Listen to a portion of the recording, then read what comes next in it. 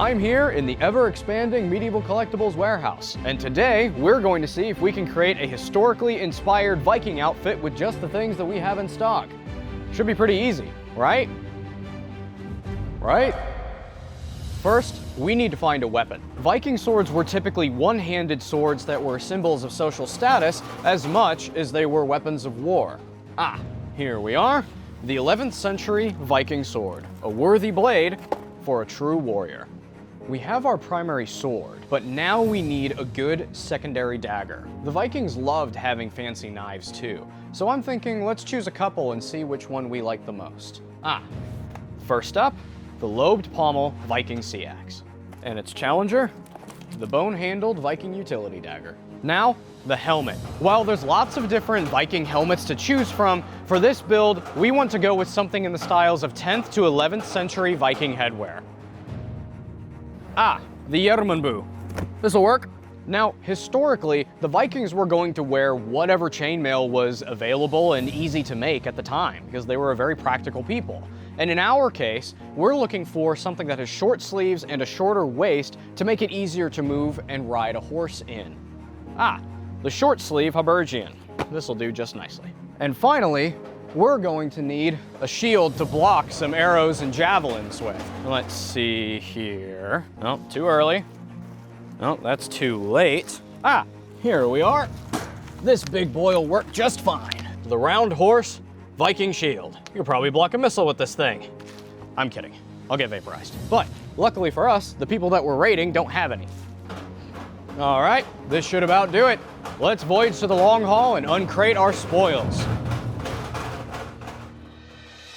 Welcome to the mighty halls of this artificially constructed Viking set for the unboxing portion of this video. But before we begin, let's get into something a little bit more professional. 1 second. Tilbuin. Why don't we crack open the sword first, since our outfit inspiration sort of orbits around it anyways. Complete with my own very historically accurate modern shears. Here we are. I might need the shears again. Would you look at that? Beautiful. Covered in oil to protect it from rust. I like that. Very nice grip. Any good sword needs a sheath, or in our case, a scabbard. Don't need this anymore. Let's begin with the best part about a sword, the blade. Forged from EN45 carbon spring steel, it's durable, tempered, and hardened for reenactment combat and practicing your sword skills at home. The blade also has a fuller from the forte down to around the start of the foible. The scabbard has a wooden core wrapped in leather for historical detail, and it's got these neat leather straps near the top mount. You can hold it at an angle from your waist, or remove the straps entirely to carry it in whatever fashion is best for your outfit. Now, before we continue, there's something that you have to know. I am short. And because I'm short, that means that tying this scabbard to my waist is not actually gonna hold the sword at my waist like how we want. See how long these straps are? That means it's probably gonna sit closer to my ankle, so we need to fix that. Let's go ahead and start with the bottom down here. All we really have to do is tie it like so. One loop is fine. See how it's flat against the scabbard? That's how you know you're doing it right.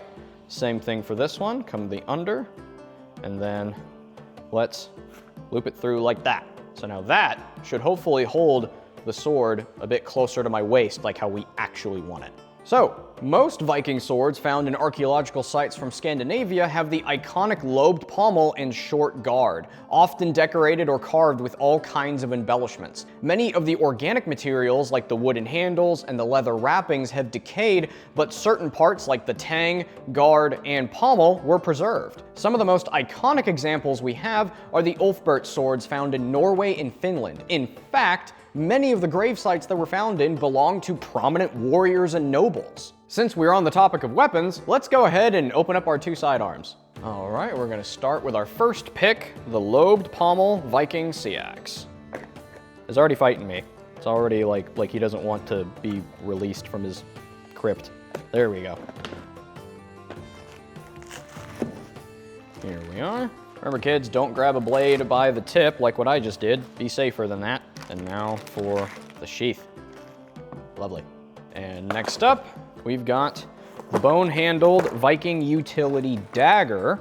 Now, as I'm opening this up, the really interesting part about this is that historically, quite a few dagger handles were bone to show off the person's wealth, especially that of a jarl, which we in English know as an earl. And in our case here, we are going for a huskarl, which is a household servant, kind of like a retainer, which would later evolve into the concept of knighthood and retainer. Servants of the household, so to speak, warriors sworn to a particular jarl or earl. Ah, here we are. See that lovely bone handle right here, accented with silver. Very nice color combination, as well as a lot of these handles were made out of actual bone, ox bone, deer. But like I was saying before, it's really difficult to find bone-handled weapons like this because the bone tends to wither away, and even that tends to be lost to time, unfortunately.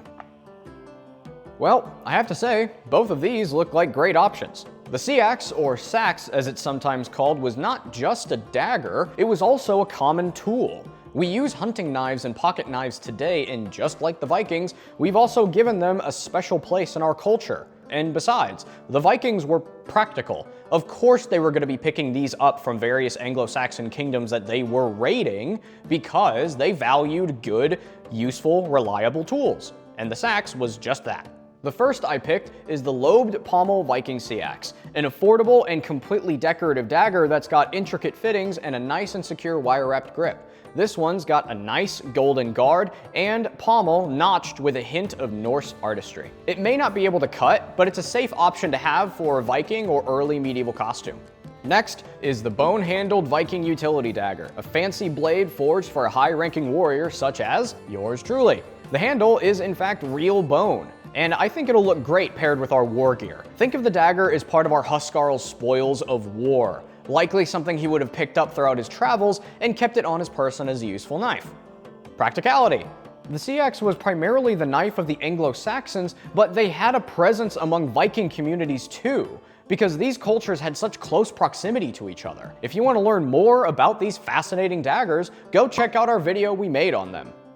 For the purposes of this build, I'm leaning more towards the bone-handled knife. Sorry, my wire-wrapped friend. Another time, and maybe another saga. Now, let's get into what's going to protect us from our foes' weapons, the mail coat. Not that they'll get hit on us anyway.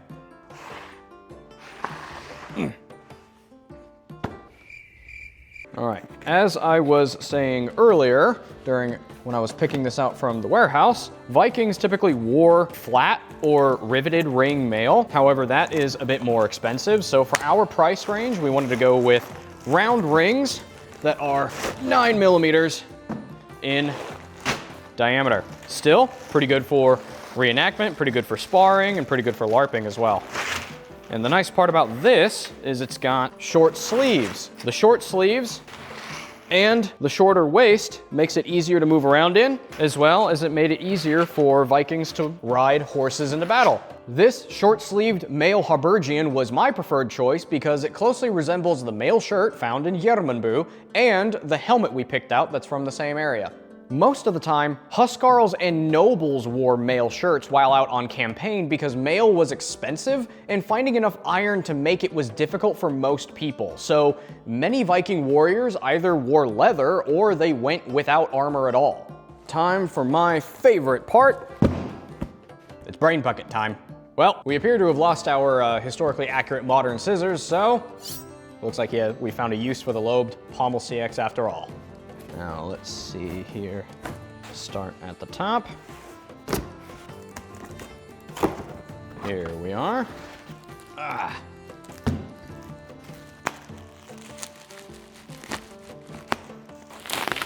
See what I mean whenever I say that CXs are good tools?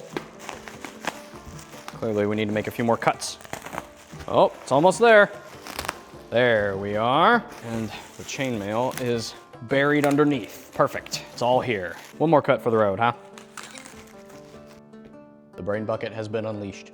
While we do have a great variety of Viking helmets to choose from here at Medieval Collectibles, I chose this one because it reminded me of the original artifact of the Järnbro helmet itself. That one dates back to the 10th century, but the aventail attached to the bottom here is in fact inspired by the Valsgarda helmet from Sweden during the Vendel period. What's interesting about that is that the Vendel period dates roughly between the 6th to the 8th centuries. That's at least 300 years before the time of our 11th century Huskarl. Luckily, there's evidence of mail rings hanging from the bottom of the Järnbro helmet too. Just like the Valsgarda, we could use some good face protection. Futharking by Odin's beard. I am genuinely surprised this actually fit on the table.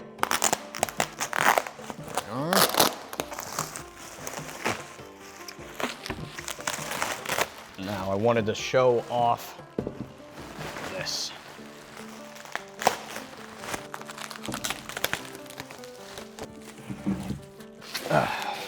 Beautiful.